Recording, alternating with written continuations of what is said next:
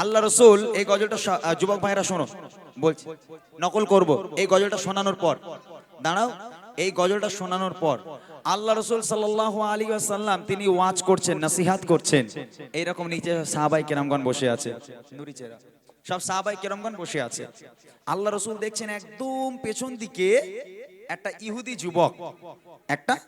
ইহুদি যুবক নন মুসলিম পেছন থেকে দাঁড়িয়ে দাঁড়িয়ে রসুলের বক্তব্য শুনছে। আমার নবী পাকের চোখ গেল, এই যুবক তুমি কে বাবা, তুমি দাঁড়িয়ে আছো পেছনে, তুমি কে, কাছে এসো। কাছে এলো, বলো কি করতে এসেছো, তুমি কি কলমা পড়বে, মুসলমান হবে? ইহুদি বলছে, না মুহাম্মদ তোমার উপর কে কলমা পড়বে, লোকের মুখে শুনেছি তুমি পাগল, ভুলভাল কথা বলো, তাহলে কেন দাঁড়িয়ে আছো? বলে তুমি যখন বক্তৃতা দিচ্ছ, তুমি যখন নসিহত করছো, তোমার কথা এত মিষ্টি লাগছে, এত মধুর মতো লাগছে, মনে হচ্ছে না শুনতেই থাকি, তাই পেছনে দাঁড়িয়ে দাঁড়িয়ে শুনছিলাম, কলমা টলমা পড়তে আসেনি। আমার নবী পাক একটু মুচকি হাসলো, হেসে হাসি দেওয়ার পর ওই যুবক বাড়ি চলে গেল। বাড়ি যাওয়ার পর খেতে যায়, শুতে যায়, যেখানেই যায়, খেলা করতে যায়, নবীর হাসি মনে পড়ে। রসুলের এই হাসি থেকে ওই ইহুদি যুবক কত দূর পর্যন্ত যাচ্ছে। গজল ভালো লাগুক চাই না লাগুক, গজলটা একটু মন দিয়ে শোনেন, বিশেষ করে আমার যুবক ভাইরা মন দিয়ে শোনো, বুঝতে পারবে আল্লাহ রসুলের কথাতে, আল্লাহ রসুলের আদর্শতে কত মিষ্টি, কত মধু লুকিয়ে আছে। মনোযোগ দিয়ে শোনেন, কবি ছন্দের মাধ্যমে লিখছে, নূরে চেহারা মায়াতে ভরা, রোশনি ছলকায় নূরের ফোয়ারা, দেখি তো যারা হয় দিশাহারা, একই অপরূপ রূপের নজারা, নূরে চেহারা মায়াতে ভরা, রোশনি ছলকায় নূরের ফোয়ারা, দেখি তো যারা হয় দিশাহারা, একই অপরূপ রূপের নজারা, ঠোঁটের মাঝে আছে জাদু মধুতে ভরা, ঠোঁটের মাঝে আছে জাদু মধুতে ভরা, একটিবার দেখলে চাই মন দেখতে দুবারা, নূর চেহারা মায়াতে ভরা, রোশনি ছলকায় নূরের ফোয়ারা, দেখি তো যারা হয় দিশাহারা, এই অপরূপ রূপের নজারা। ভাইরা ভালো করে শোনো, রসুল যখন মুচকি হাসি দিল, এই যুবক তুমি কি কলমা পড়বে?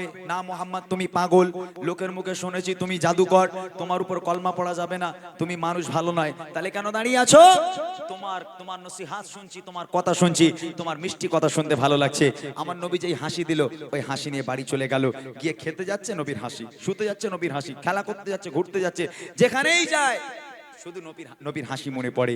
এবার এই ছোট্ট হাসি থেকে কতদূর পর্যন্ত যেতে পারে, কবি লিখছে দেখেন, নবীর কাছে এসে বসে এক ইহুদি, প্রশ্ন তারে করে আমার দয়ার নবী, নবীর কাছে এসে বসে এক ইহুদি, প্রশ্ন তারে করে আমার দয়ার নবী, কেন এসেছো বলো আমার দরবারে, কেন এসেছো বলো আমার দরবারে, তাকিয়াছো কেন আমার মায়ার নজরে, পড়বে কি আনবে কি ঈমান, পড়বে কলেমা, আনবে কি ঈমান, পড়বে কলেমা, যুবক বলে ঈমান আনবো না, আনবে কি ঈমান, পড়বে কলেমা, যুবক বলে ঈমান আনবো না, ঠোঁটের মাঝে আছে জাদু মধুতে ভরা, ঠোঁটের মাঝে আছে জাদু মধুতে ভরা, একটিবার দেখলে চাই মন দেখতে দুবারা, নূর চেহারা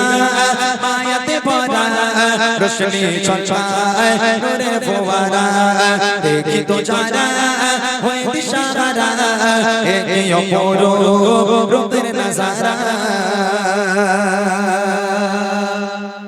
এইবারে দেখেন, পরের দিন নবী পাক আবার যখন বায়ান করছেন, নবী পাক যখন পরের দিন আবার নসিহত করছে, ওই যুবক আবার পেছনে এসে দাঁড়িয়ে আছে। আমার নবী বলে, এই যুবক আজ আবার কি মনে করে এলে বাবা?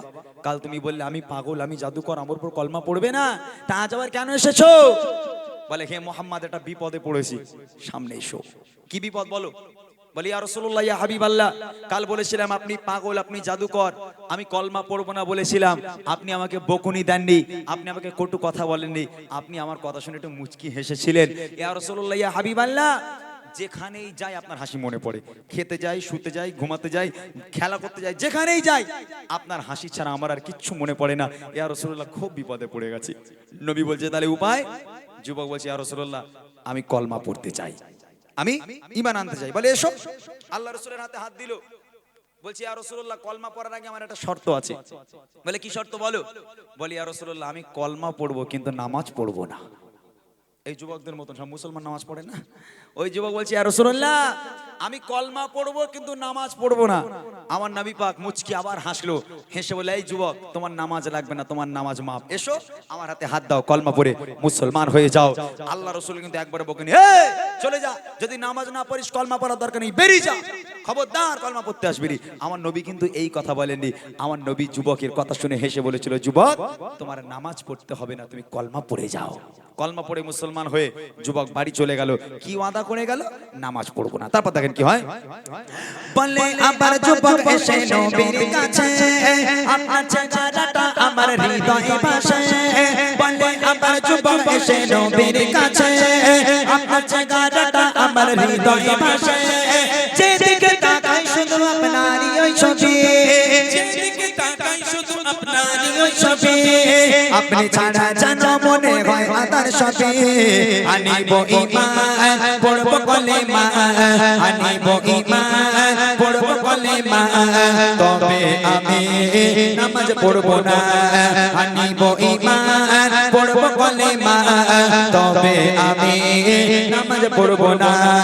নূর চেহারা মায়াতে ভরা, রোশনি ছলকায় নূরের ফোয়ারা।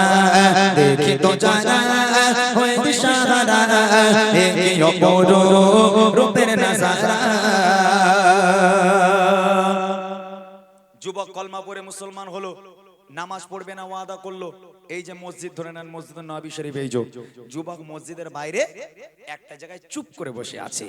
জোহরের ওয়াক্ত হয়ে গেল, একের পর এক সাহাবায়ে কেরামগণ ওই রাস্তা ধরে সবাই মসজিদে ঢুকে যাচ্ছে। ও খালি তাকিয়ে তাকিয়ে দেখছে, গুনছে কজন আসছে কজন যাচ্ছে, গুনছে বসে আছে। আস্তে আস্তে আস্তে আস্তে আস্তে সব সাহাবারা মসজিদে চলে গেল। এলাকায় একটা লোক নেই, শুধু মসজিদের বাইরে ওই যুবক একা বসে আছে, একাই আছে।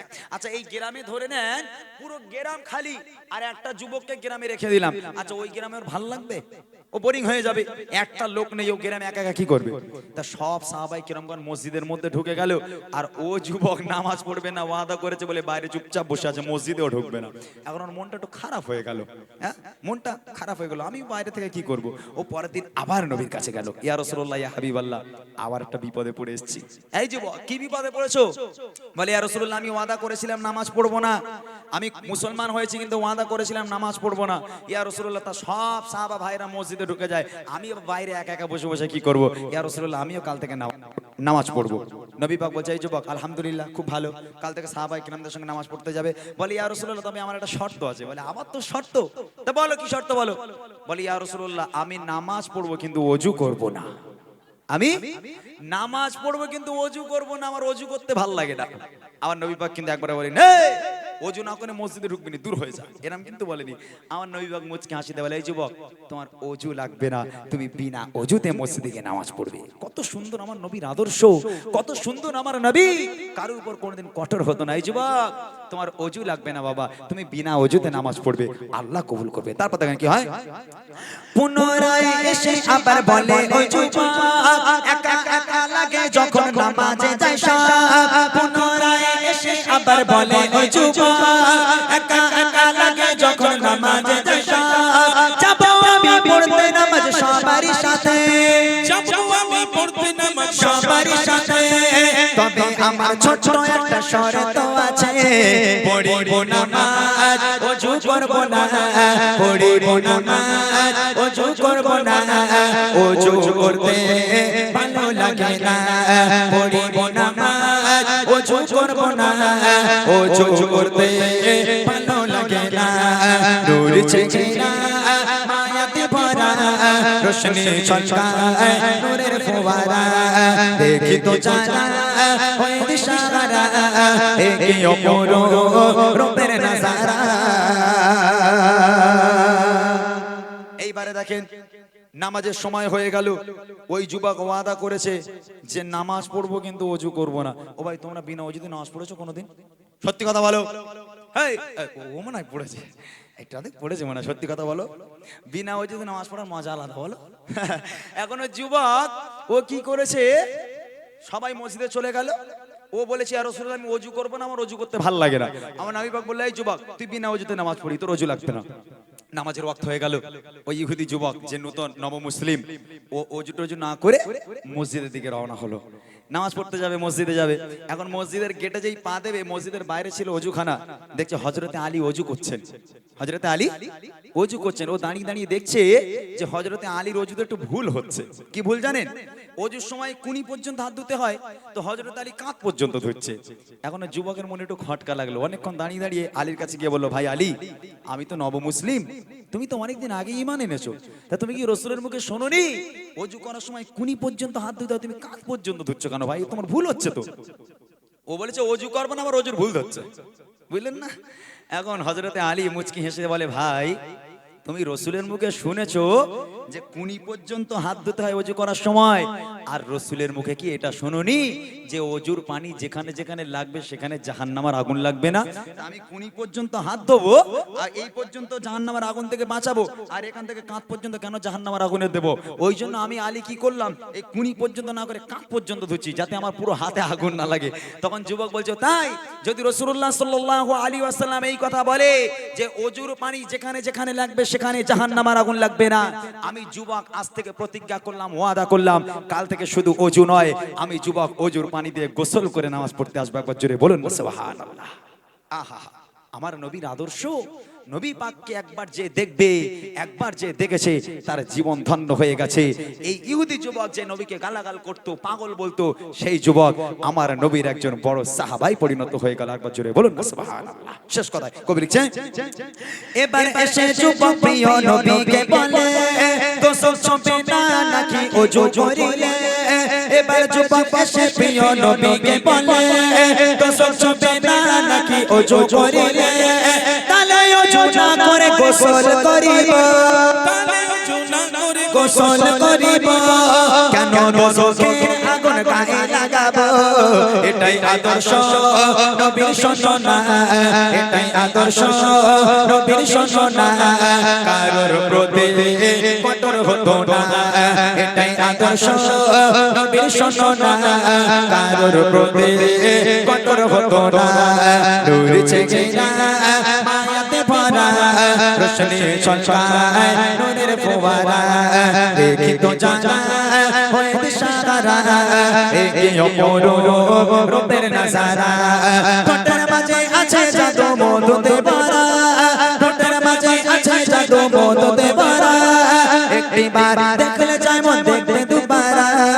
নূর ছেকে না মায়াতে ভরা, রোশনি ছলকায় নূরের ফোয়ারা, দেখি তো জানা হয়ে দিশাহারা, এই অপরূপ রূপের নজারা, এই অপরূপ রূপের নজারা, এই অপরূপ